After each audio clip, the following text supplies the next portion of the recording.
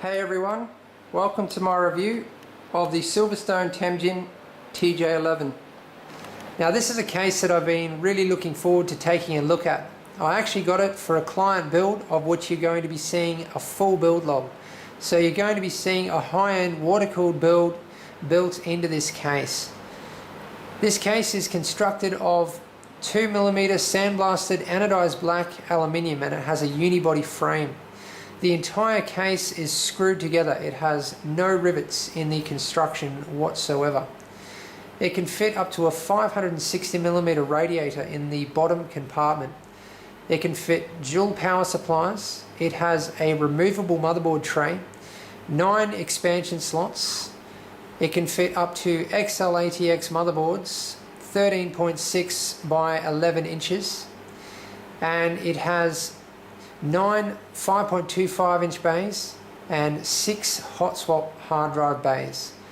The hot swap hard drive bays can take 3.5 inch or 2.5 inch drives. The case comes included with 5 fans. The motherboard tray has been rotated 90 degrees in this case, so the back I/O panel actually faces towards the top of the case. The motherboard tray also faces in the opposite direction to what it normally does. Okay, now looking at the accessories that come with the case. So you get a user manual, and it's pretty detailed. A dual power supply starter. It's not sleeved, but you know, it's good that they include it. Ssd mounts. And I'll show you where these actually mount the SSDs shortly. They actually mount them onto the back of the 5.25 inch bays in the case. They're hidden out of sight, so you get 3 of those. You also get 2 Silverstone 140mm dust filters. You can actually purchase these separately. They've got a fine mesh. They're magnetic. And I'm pretty sure these are for power supplies because they're magnetic, you can easily just put this on the bottom of your power supply, because other than these there's really no power supply dust filters in the case. So that would be what those are for. You get a couple of Silverstone case badges. You get a nice metal, it feels like aluminium. You get a big one and also a smaller one. You also get this power supply bracket to interchange with the power supply bracket that is already on the case. So I'm going to talk about this shortly. And you also get this Molex to 3-pin fan connector, and this is to power the 2 180mm fans and also the 120mm fan in the case. So you'll see these fans shortly, and instead of plugging them into the motherboard, this just gives you another option for all 3 of those fans. So they've really thought of everything. And then you get a whole bunch of mounting screws, and yeah, that's it for accessories. Looking at the front of the case, you can see the power button and the 9 5.25 inch bays. All the bay covers are identical. The front panel curves into the top panel, and it also curves into the bottom panel. And look at the size of the frame around the outsides of the case. It's extremely thick, and it has these rails cut into it. Gives the case a really sturdy look. You can see the sandblasted anodized black finish, which covers the entire surface of the case. Now looking at the top panel of the case, so you can see what I mean about how the front panel curves into the top panel. This gives the case a lot of strength.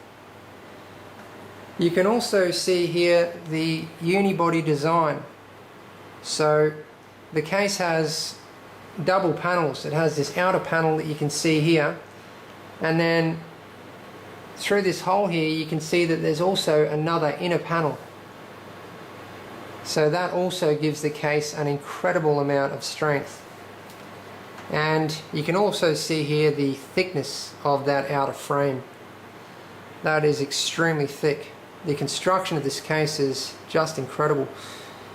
You can see here USB 2 and audio jacks, and on the other side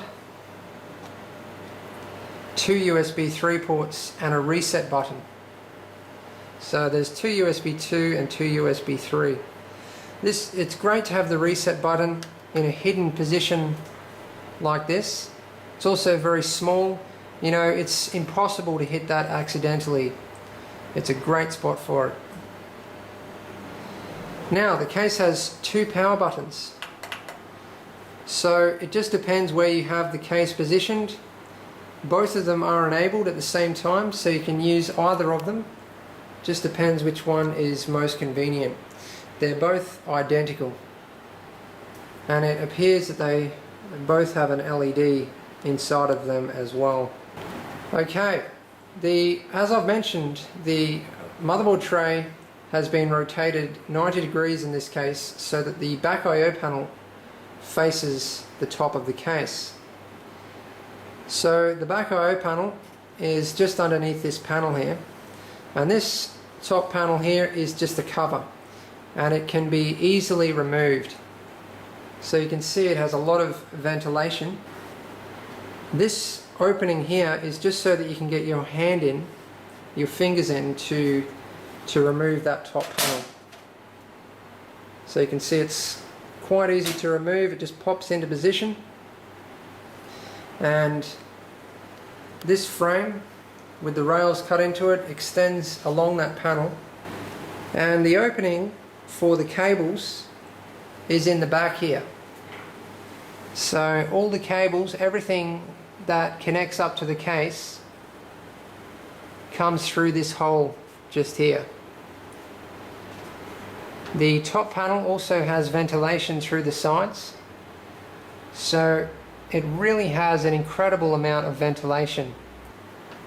The reason this panel has so much ventilation is because hot air rises, and you know, all the hot air is going to rise out through this panel. Not only that, there's a 120mm fan just there pushing hot air out the top of the case, and there's also 2 180mm fans just there, which is also pushing a lot of air towards the top of the case. Okay, I've removed the top panel cover, and now we can have a good look at what's underneath. So wherever you look with this case, the non-riveted design becomes very apparent. You can see all the screws around the outside here. So the case has a removable motherboard tray, and you can see the 4 thumb screws. There's 1 in each corner. There's 9 expansion slots with ventilated slot covers, and you can see how deeply set the expansion slots are. And this is so that you can plug in all of the cables and bend them over, and then they go out through the back here. You can see even more how deeply set this panel is when you look at the back I/O panel area, which is just here. Okay, around the bottom here we have massive ventilation holes. These are the clips that hold the top panel on. There's 4 of them, 1 in each corner. There's a 120mm fan in this top panel, and it's got a grill on it. I'll talk about the specifications of all of the fans later. And there's also this pass-through, and here we have some USB 3 pass-through cables. So these are long enough to get up to the back I/O panel here, and with this design, pass-through cables are really not so bad, because all you have to do is run these cables. There's the USB 3 ports just there, so the cables just run along the edge here underneath the top panel cover and plug straight into the back of the motherboard. If you wanted to connect these up to a midboard header on the motherboard, you'd have to purchase an adapter separately and just pass them back through this hole here and run them through the inside of the case. Above that fan you can see a couple of fan controller switches, And this is for the two 180mm fans that you can see down there inside of the case. So you have a high and a low setting for each fan, and I'll cover the specs later and what those high and low settings, the RPMs that they actually set the fans to. Now looking at the side panels. So you can see that the side panel window faces the opposite direction to what it normally does. And the side panel window is bolted on, so it would be very easy to mod this window if you wanted a different color or something. I'm pretty sure these are the only silver screws in the entire case. Out of all the screws and bolts in the case, everything is either painted black or has some kind of a black coating on it. You can see how the sides of the window here are burred over so that they're not sharp. The side panel window, considering the size of the case, is actually quite small, but it does show the main part of the build. You know, it shows the motherboard and the graphics cards and everything that you really need to see. Okay, down here we have two ventilation slots, and these go right through and out the other side. So there's actually rectangular holes through the side panel, and this is to give ventilation straight from the outside of the case to the 180mm fans inside the case. Now those 180mm fans have dust filters, and these dust filters can be accessed through these ventilation slots. So I'll just give you a quick look at one of the filters. Very fine mesh. Decent looking filter as well. Quite a sturdy design. You can see the dust filters in there and the tabs for easy removal. Now the bottom panel of these ventilation slots is just blank, and that's because that is actually the roof of this bottom compartment of the case. So the case has a separate bottom compartment. Now down here you can see some sealing foam. So this is just to seal any air from getting into that bottom compartment. Now this is only at the bottom, it's not at the top. So for some reason the construction of the case meant that there was a gap here at the bottom but not at the top. Okay, at the bottom of the side panel we have ventilated areas, and you can see this is the same mesh that's used in the top panel cover of the case. So it's just very small honeycomb holes. There's actually no dust filters on there. Okay, now for a look at the other side panel. So this is exactly the same panel, obviously, except you just don't have a window. So again, you've got the ventilation slots and the ventilation at the bottom, into the bottom compartment of the case. And again, we have this sealing foam here, and then at the top there's no sealing foam. Just a look at the filter through there. So the filter has to be pulled out through the other side. It's just the traditional side panel mounting design. So you can see how thick the panels are. And there's actually 4 thumb screws that hold these side panels on. Okay, as you can see, the back panel is almost completely blank. And this is of course because the back I/O panel faces the top of the case. So all that we have on the back panel is this opening here. Then at the bottom we have the power supply mounting bracket. Now as you can see, this case takes 2 power supplies, and they mount vertically on either side, and there's also this ventilated blanking panel in case you only want to install 1 power supply. You can see that this power supply mounting bracket can be completely removed. So you've got a screw in each corner, 4 screws to remove this bracket, and it can be replaced with this bracket if you want to install a PS2 mini redundant power supply. So that can just mount there like that, or the other way around. I just have the windowed side panel off here, and I just want to give you a look at the inside of it so that you can get an idea of the quality of the construction. So you can see this reinforcement plate along here. This is also the panel that mounts the side panel, and then another one down there, and a look at the bottom one. So even these are all screwed on, which is just amazing. And now looking at the honeycomb ventilation from the inside. So this is the ventilation for the bottom compartment of the case. And just a look at that piece of, I think it's neoprene, that I was looking at before to seal the bottom compartment from the ventilation ducts. And now looking at the inside of the window. So the screws actually come through here. Well, they don't hang out, but you can see the other side of the thread.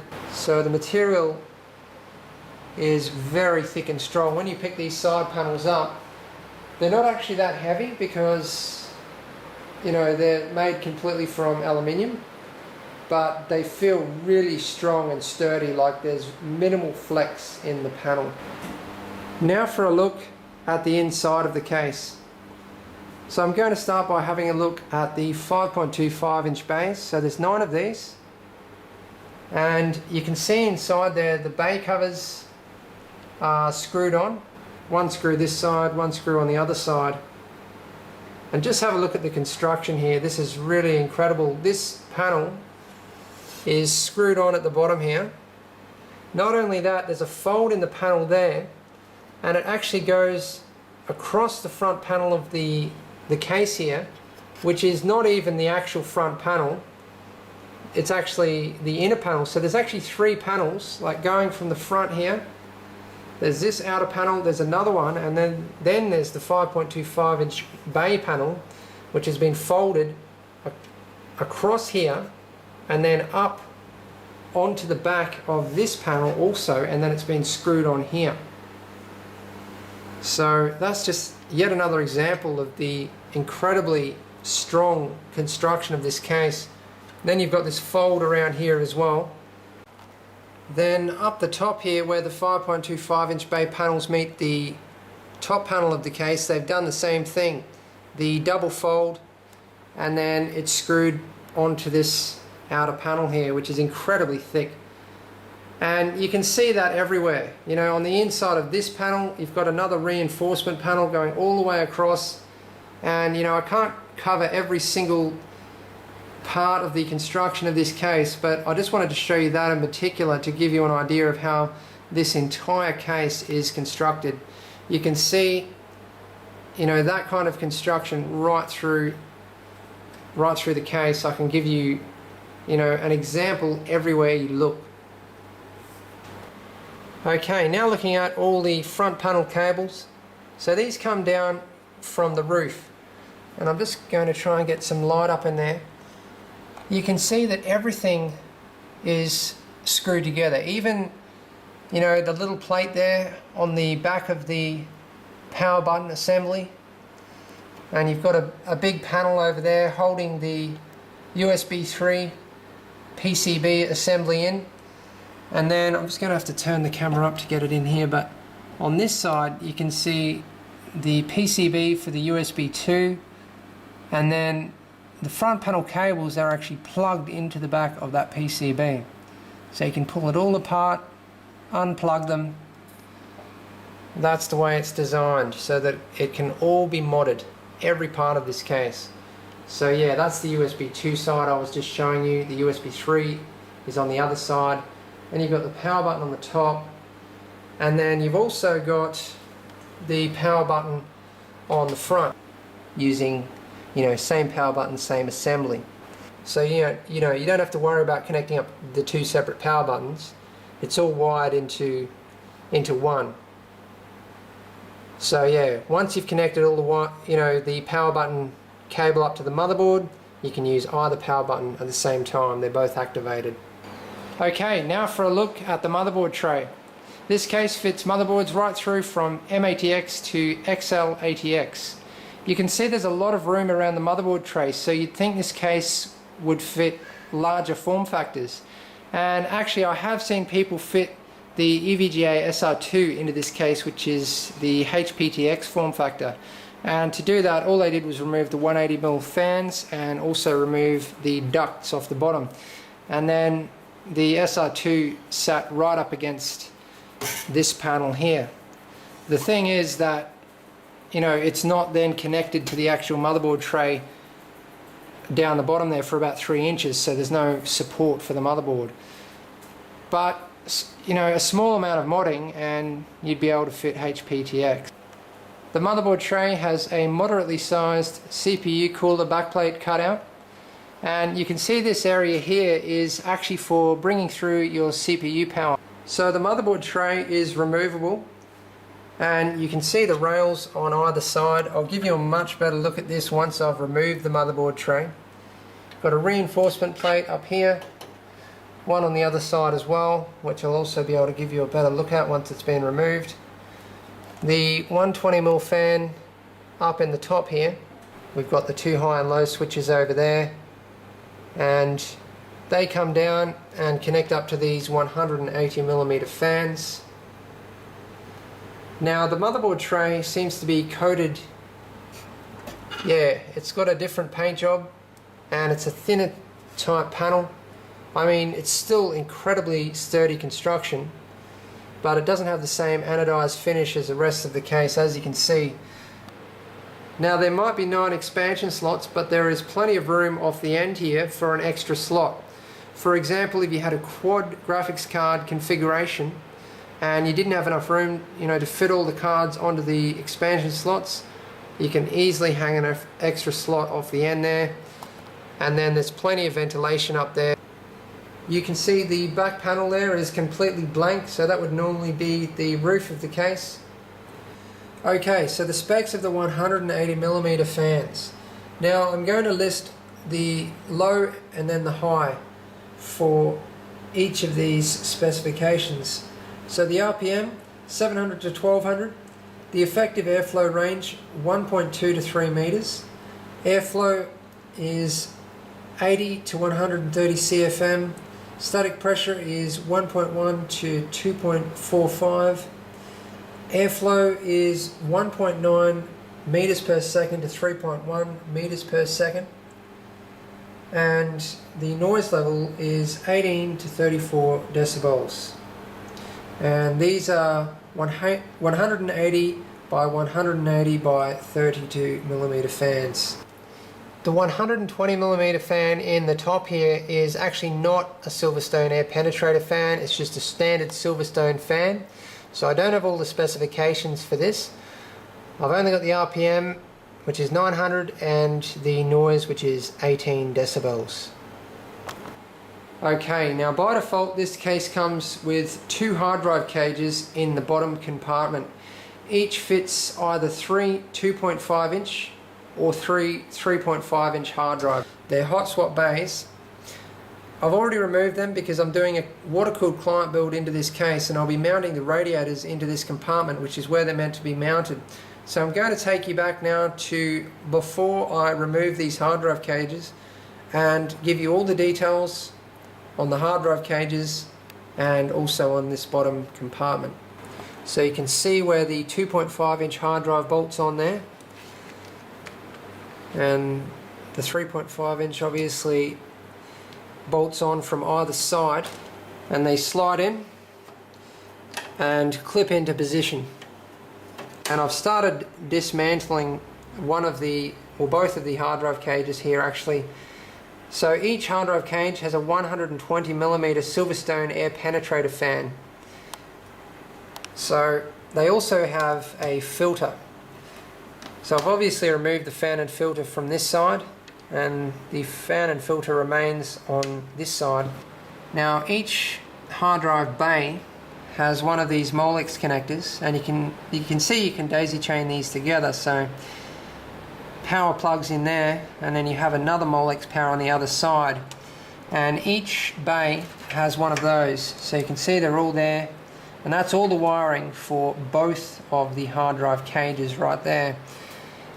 And then we have two 3-pin connectors, one for each of the fans.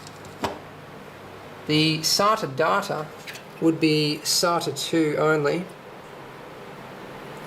You can see their clip-on SATA cables. Okay, once all the screws have been removed, the hard drive cages can be removed quite easily. You just lift them up at the front and pull them out through the side of the case.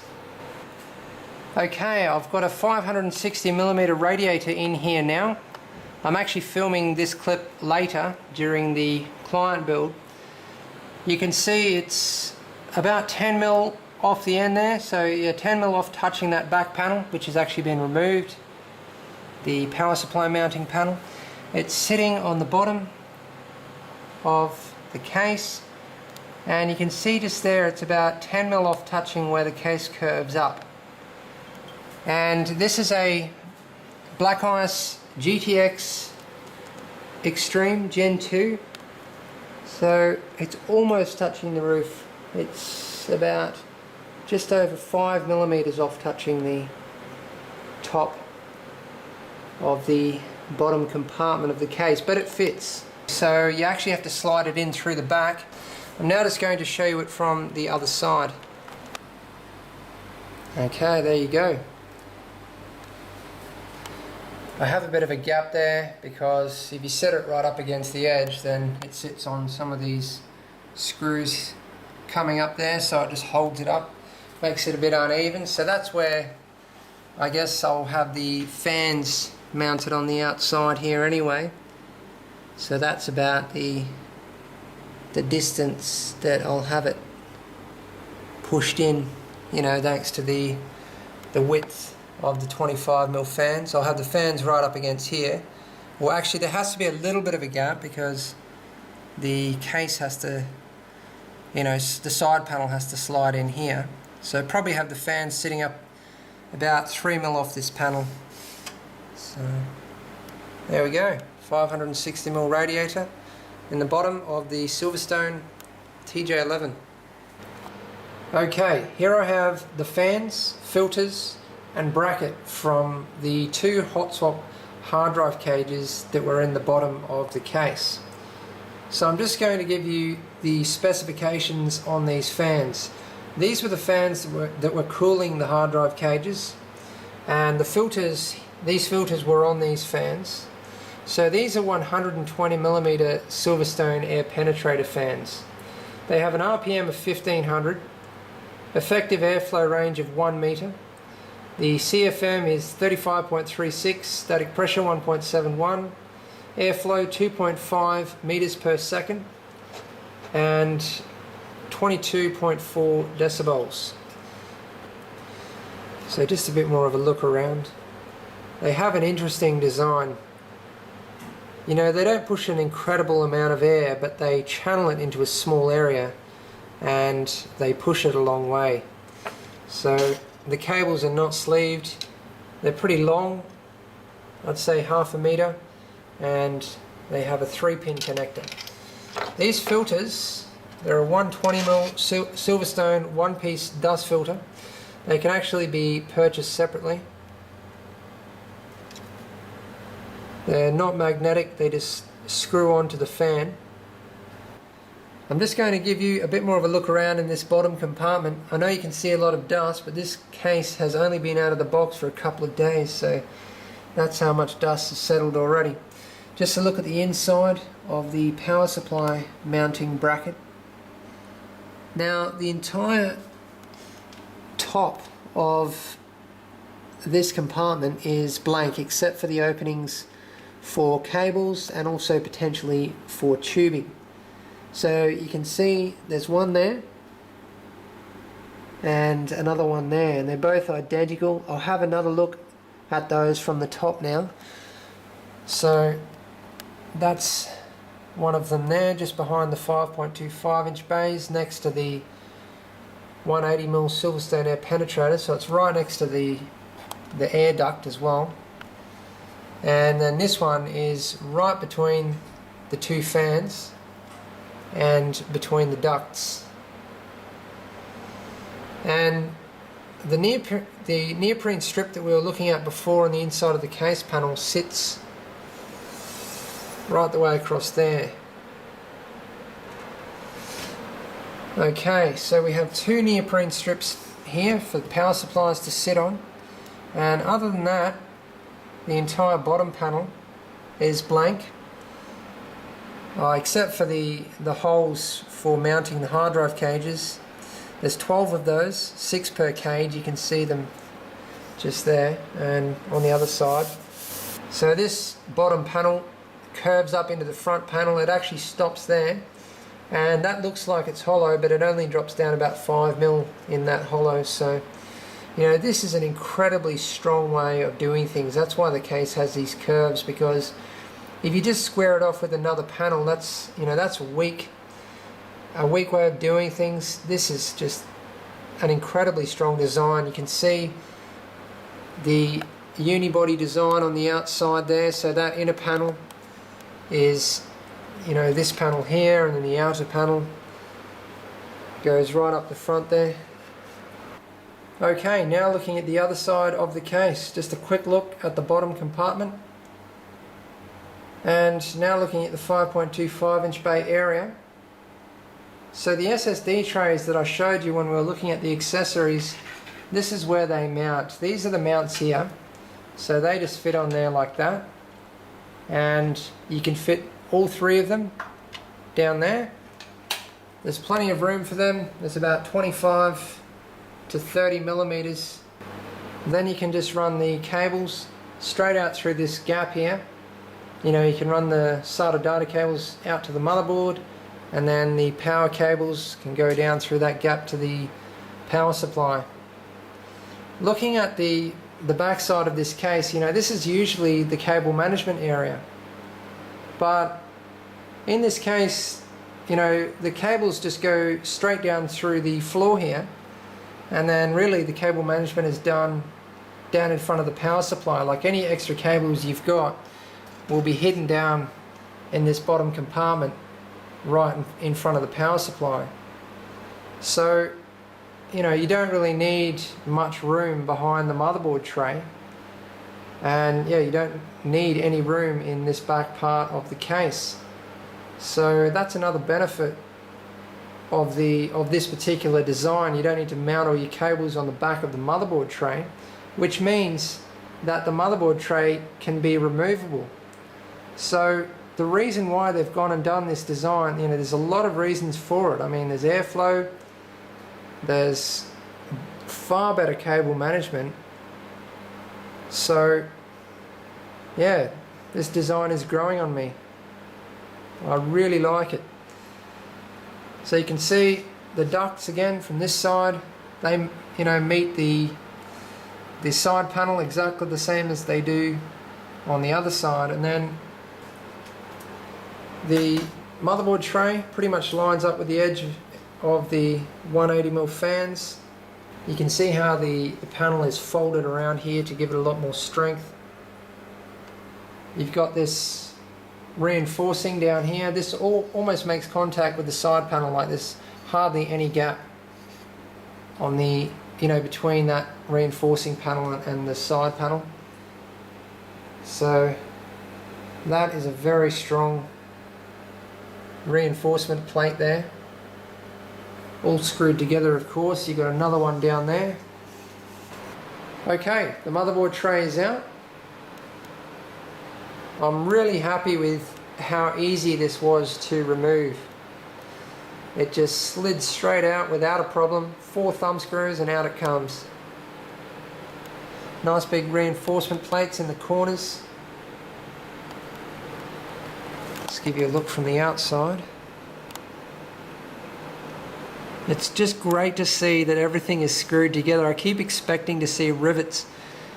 You can see the different paint jobs and panel types. You've got these thinner panels here, and you know the motherboard tray is also made up of that thinner panel, and then you've got the thicker outer panel, but it's all aluminium, and you know it's all painted black. It's just that this is thicker, sandblasted and anodized, and then you've got a different size panel and paint job on the the inner panels here.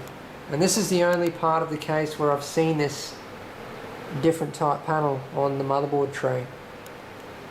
It would be so easy, you know, for them to bring out a larger motherboard tray for new form factors or something like that, and you know all you'd have to do is undo a few screws up this end, pull the panel off, put the new panel on, and away you go. So I'm just going to turn this over and give you a look from the other side. So you've seen the back. Just a look at the inside there.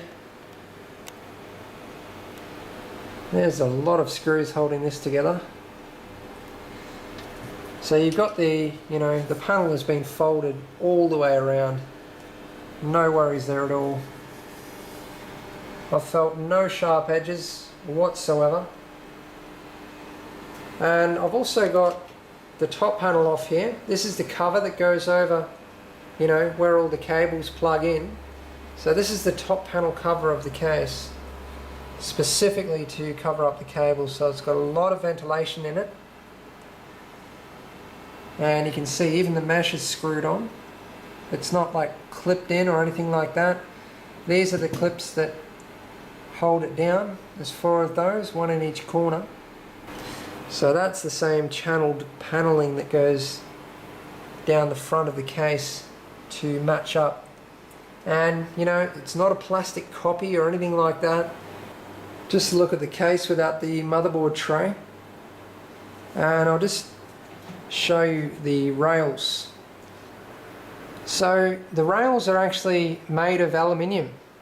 They have these, you know, tiny little ribs on them though, so that, you know, there's not much actually making contact with the motherboard tray. So the less panel that you have contacting the motherboard tray, the less friction you're going to get. The other one is a little bit different. I just thought I'd show you me putting the motherboard tray back in. I'm just doing this with one hand here, so bear with me. So you can see how easily it slides in. Minimal friction. You know, there's no scraping noise or anything like that. It just all goes together perfectly. Just some specifications that I haven't already mentioned. This case fits expansion cards of up to 12.4 inches. Maximum CPU cooler height is 171 millimeters. The case dimensions are 224 millimeters wide, 642 millimeters high, and 657 millimeters long. The net weight is 17.4 kilograms. Okay, time to wrap up this review. Now, if you want further details on this case, make sure you check out the upcoming client build log on my channel. I'm going to be installing a high-end water-cooled build into this case. I'm going to be mounting radiators in the bottom compartment. So there is a lot to learn about this case still from that client build log. Now, I only have good things to say about this case. I was really surprised with almost every aspect of it. You know, I think people might be a little bit turned away by the fact that, you know, the design is a bit different. The motherboard tray has been turned around 90 degrees, the window faces the other way.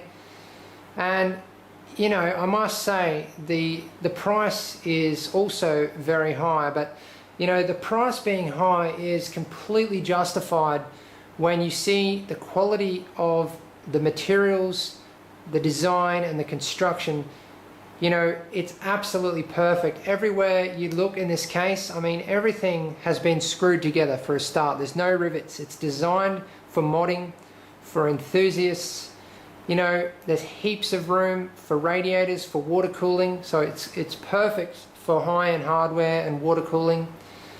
You've got plenty of room for, you know, hard drives and plenty of 5.25 inch bays. Like, what I'm saying is there's really no limits to the build you can put in this case.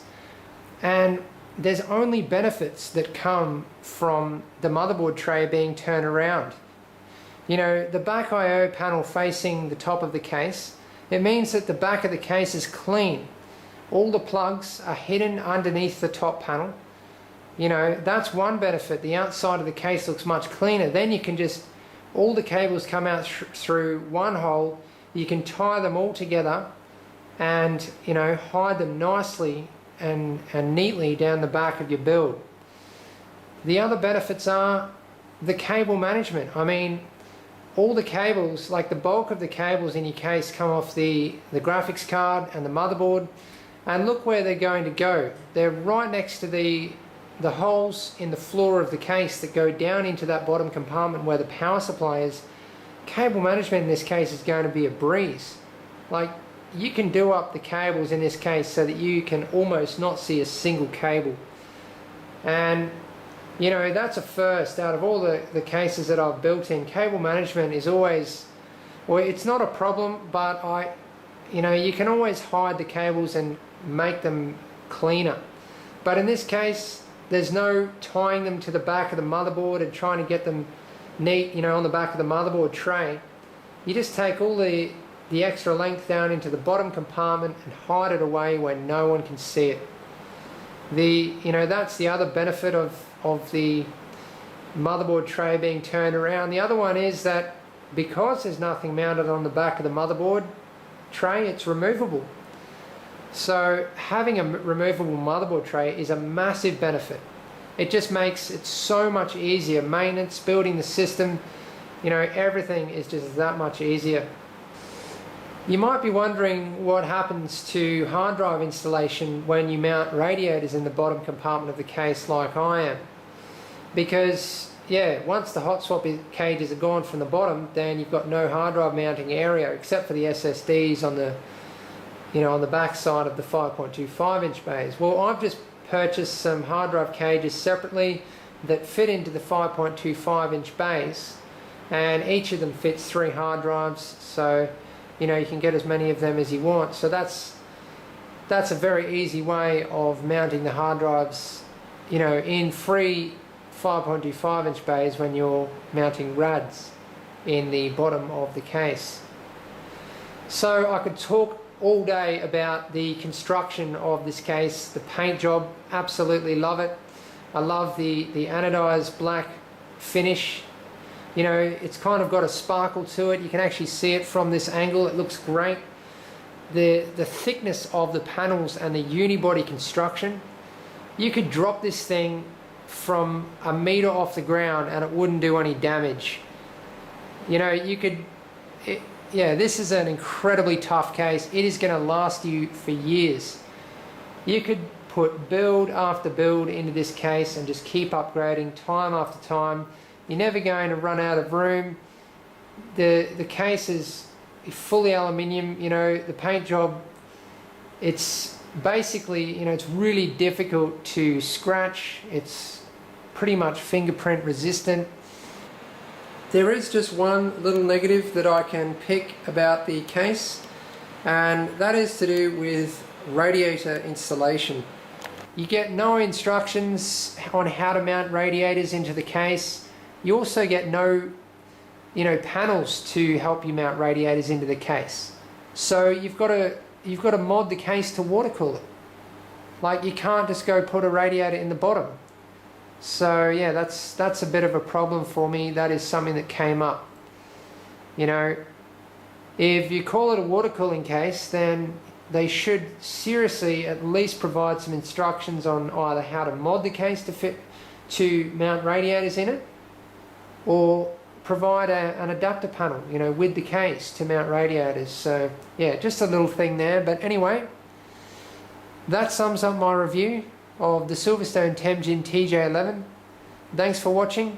Please subscribe, like and favourite if you want to see more.